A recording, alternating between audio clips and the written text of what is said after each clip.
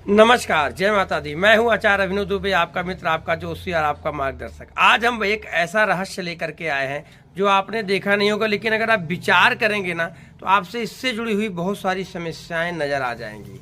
तो हम बात करते हैं गुरु बृहस्पति जहाँ पे बैठते हैं वहाँ से तीसरे घर पर क्या समस्याएं उत्पन्न करते हैं। मतलब गुरु जहाँ बैठते हैं ना वहाँ तीसरा घर को पीड़ित कर देते हैं।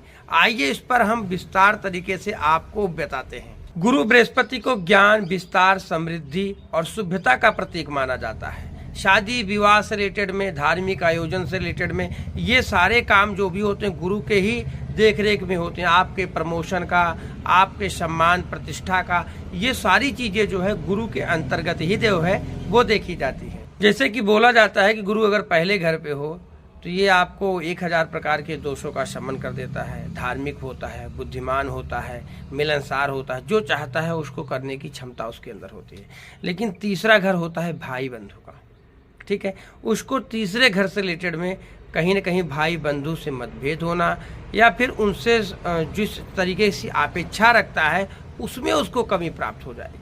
जैसे गुरु दूसरे घर पे बैठता है, धन और वाणी में शुभता जरूर देता है, ये सब की वृद्धि होगी।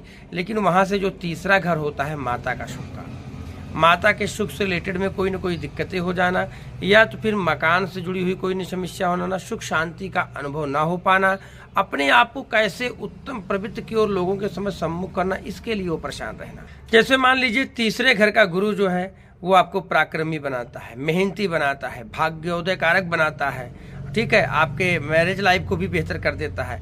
लेकिन वहां पे जब बैठेगा ये सब तो सुख देगा, लेकिन पांचवा घर का फल को चाहे संतान से रिलेटेड में आपको दिक्कत दे दे या लव लाइफ से रिलेटेड दिक्कत दे दे, ये आपको परेशानियां देगा जरूर। यहाँ से जुड़ी हुई कोई न कोई समस्या आपसे जरूर उत्पन्न करा देगा। अब मान लीजिए चौथे घर का गुरु हो गया, आपको सामाजिक प्रतिष्ठा इत्यादि तो दे देगा, लेकिन आपको हेल्थ से रिलेटेड में कोई न कोई दिक्कत दे देगा, क्योंकि वो तीसरी दृष्टि कहाँ पड़ रही है, वो तीसरी दृष्टि पड़ रही है आपके छठवें घर को, और छठवें घर को दृष्टि देने के कारण वहां से जुड़ी हुई कोई न कोई समस्या आपको जरूर देगा। आपको चाहे शत्रु परेशान करते लगे या फिर आपके हेल्थ में गड़बड़ी आने लग जाएगी।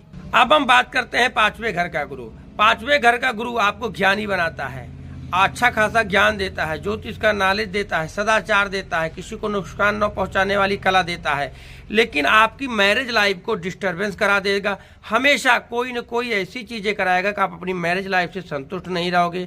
अपने पार्टनर के क्रियाकलाप से आपको कोई न किसी प्रकार की दिक्कत होना, और कई बार आपको लगेगा कि यार मुझे अकेला जीवन जीना चाहिए, किसी के पीछे नहीं भागना चाहिए।